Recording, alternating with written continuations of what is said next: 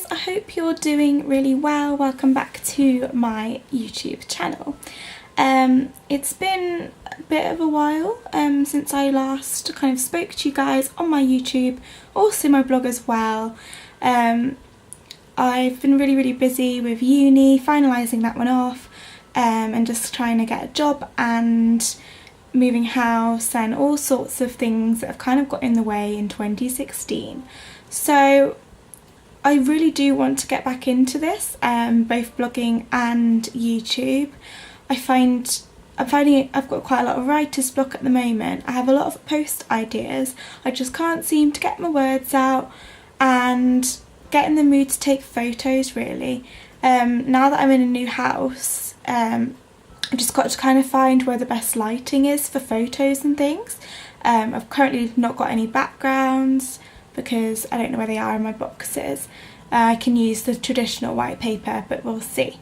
So today's video is kind of going to be a mental health chat. They are my favourite after all.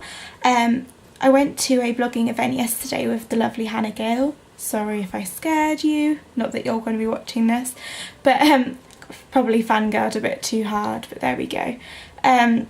Went to an event yesterday and it was really interesting. They're kind of talking more about like finding your niche and kind of content that makes you different. And when I sit down, I've been to an event like this before actually. I think at the xoxo event they've got you to sit down and think about what makes you different. And in reality, I think what makes me different are my mental health posts, my mental health chats about OCD, breaking the stigma, more than anything else. I think that's my niche. And whilst I don't want my blog to just be all about mental health, I've got to accept that it is my specialty subject, I suppose. It makes me different, and I feel like I'm doing good for the world when I talk about OCD. So today I'm going to do another mental health video. Now, I only really started suffering from my mental health problems whilst I was at uni, and that is very common, and your university really should be very accommodating for that. That was the one thing that was really hard about my anxiety disorder, or my OCD, but it is OCD.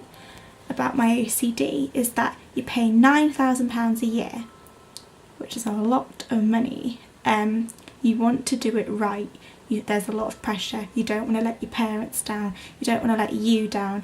You have done your whole education for this moment, and then boom, something comes along and sits on your head and it's a mental health disorder and no one else can see it, so they think that you're like making it all up.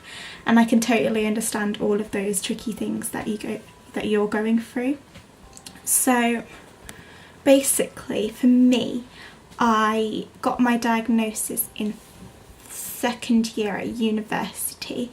I was all fine through first year. I started getting my symptoms in first year and I didn't need any extra support or anything. And in second year, again, I didn't really seek out any extra support at university. I just went to the doctors a lot. And whilst that was really good, I liked talking to someone. I liked that. I was looking out for that reassurance. I needed the constant reassurance to say that I was okay. I didn't really need any extra support at uni in that year. I needed a bit more emotional support because I lost my nan in second year. So yeah, but in terms of mental health, when I really started to notice it is when it was around the summer, like maybe April, May of second year, when I really hit my peak of kind of washing things. I'd spend 2 hours in the kitchen before cooking my dinner, like washing stuff up. Well, cooking dinner would take about 2 hours, and that could be some simple pasta dish. And then I just knew that there was something wrong, and going to the doctors 2 times a week just wasn't enough. So I booked in to see like a therapist at it's called Leeds Primary Care here. I'm sure all areas have their own thing. And the CBT waiting list is months and months long. But I managed to get myself on this kind of, they were trialling a new therapy called EMDR. So you'd either get EMDR or you'd get CBT. CBT is the cognitive behavioural therapy, the traditional therapy that is used to combat OCD. EMDR is more used for trauma, so they thought that they could get a link. They could find a link between the two because maybe OCD is about traumatic previous experiences. That was what they were thinking of. I'm going on a right tangent here, but there we go. So I managed to cut the waiting list and either have a luck of the draw of CBT or EMDR. Unfortunately, I got EMDR. I really wanted CBT. And whilst it rarely helped talking to someone like a therapist, the same the way that it did with speaking to the doctor, it didn't quite cure me for my final. I wanted to be cured for final year at university because I really wanted to do well and concentrate on my studies. And because that wasn't the case, I was still very much suffering when I started my final year.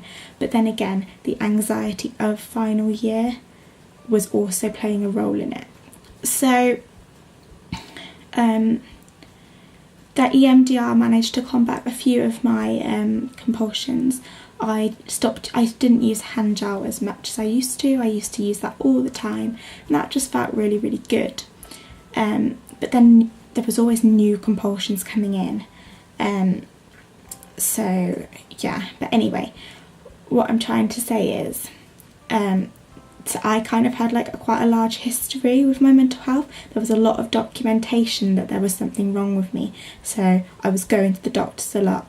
I got my diagnosis. I'd had therapy, I'd had all sorts. So for me, when I was really struggling in final year and I needed maybe an extension or something, it really wasn't very hard for me because they knew about my previous history at university. They knew about it and I had evidence to support that there was something going wrong, and they knew it from how I acted at uni that there was something wrong, because I would see my tutors all the time and I'd just cry and cry and cry and cry, and they knew that there wasn't something quite right going on in my head. But for someone that maybe you only started suffering from it maybe in final year, they might find it at university, they might find it hard to believe you, and that must be the hardest thing in the world, because I totally understand. Like, I feel like people look at me and they're like, there's nothing wrong with you, you look fine, I can't see anything physically wrong with you. But if you stood inside my head for, half a day, it's so exhausting and draining. People are like, why are you so tired all the time? Why do you have to have a nap like every day? Why this? Why that? Why do you need an extension at university? Why do you need this? There's nothing wrong with you. And those things are really hurtful, and it makes me feel lazy, and it makes me feel like I don't deserve the extension, and it makes me feel like the degree isn't even mine anymore. But my tutors are like, it is yours. You have had a really tough time this year, you've had all sorts go on. You just needed that little extra bit of time, because you are very capable of getting the grades. It is still your degree. And I know a lot of people don't want to go to the doctors to get their diagnosis because they worry about how they might look crazy or something like that, and the doctor's never seen anything like it before, and I totally understand that. I didn't actually go to the doctors to get my diagnosis. I kind of went and then they gave it to me, and I was like, oh, but isn't OCD about when people clean stuff and when they do this and when they do this? Probably like most people do that get the diagnosis. Bless her, Nicole, I can't remember her blog name, but I'll leave her in the link below. She recently got her diagnosis for OCD, and I'm really, really proud of her for that. It's a big step, but getting that diagnosis, it takes that weight off your shoulder. Like when you Google something and you're like, oh my god, I have this, which is what I do all the time, which is where my OCD began. But like, oh my god, I have this, oh my god, I could have skin cancer, I could have diabetes, all this stuff that I think I have all the time. And it's really, really damaging to think like that. You need to go to the doctors. listen to their professional advice, get the actual diagnosis, and just knowing what's wrong with you just kind of, it's scary. I get that. I don't like knowing that I'm labelled as someone that has a mental health condition, but I am embracing it. I am trying to break the stigma. I'm trying to do my best. Each day I try to do certain things that will combat my OCD, and I like reading about it. I like learning more about it. It really interests me. I like connecting with all of you on Twitter. I like doing all of these things. So what I'm trying to say is, getting a diagnosis and having evidence that there is something wrong really, really benefits you at uni, because unless you have a doctor's note, the unis can't really do anything about health problems unless you have a doctor's note, and they can't argue with a doctor's note. So that would really help. In terms of other support at uni, I never really saw my counsellor at uni. It was more support rather than helping out OCD. It wasn't like an OCD treatment that they had. It was more like talking support, and I felt I already kind of had that at my doctor's. My doctor's offered me some kind of bereavement therapy at the beginning of the year after losing a friend. That was really hard for me. I was very sad that she had passed. I still don't really believe it, to be honest. It doesn't feel real. That was very sad in itself, but it also made me, my OCD revolves around me dying and getting ill and dying, and I started doing a lot of checking rituals again, checking my body for symptoms. I was just very low and down, and felt I probably went through a bout of depression then, like I did in second year as well. And so that I got offered that, but I never, the waiting list was too long, and I feel alright now. I feel quite good in myself, probably because I finished my flipping degree. That really helps. But what I'm trying to say is that please talk to someone. If there is anyone that you can talk to, whether that is a tutor at uni, someone that works, we have someone called Jane, and she's really, really lovely in a School of Design department. If you have someone like that, like a student support person that deals with extensions and mitigating circumstances and all sorts of things like that, go and see them, talk to people. You can't just turn up and be like, I need an extension for this week because I have this. If they don't know about it and they don't have any evidence, they don't have to give you that extension. And once they are on board and once they do know what's wrong, they really, really are very supportive, and they only want you to do your best. That's what I found. I had a really good relationship with my tutors. They were so good. They just wanted the best for me, and I can't thank them enough for that. I haven't really spoken to my parents a lot about my symptoms, but they read them on my blog. We've never really had a proper conversation about it. I feel bad because they've learned all about my suffering from my blog, just like you guys. So yeah, it's very important to talk to people. I always want to talk to my friends, but I feel like they get bored of me talking about it. So does Jordan. I'm sure he gets bored. He's very understanding about it, but I'm sure he gets bored of me talking about it. When someone like Niall from One Direction, who wrote what he did the other day on Twitter, when someone writes that and I get on an angry rant, he just kind of sits there and he's just like, okay, KAYLEIGH. Oh, it's like when Katy Perry did that tweet and I went mental. He was like, calm down. I was like, I can't be calm. I'm so passionate about this. I really do need to work for an OCD charity, don't I? Yeah. So yeah, mental health at uni. Basically, after this like 15-minute video, you need to talk to someone.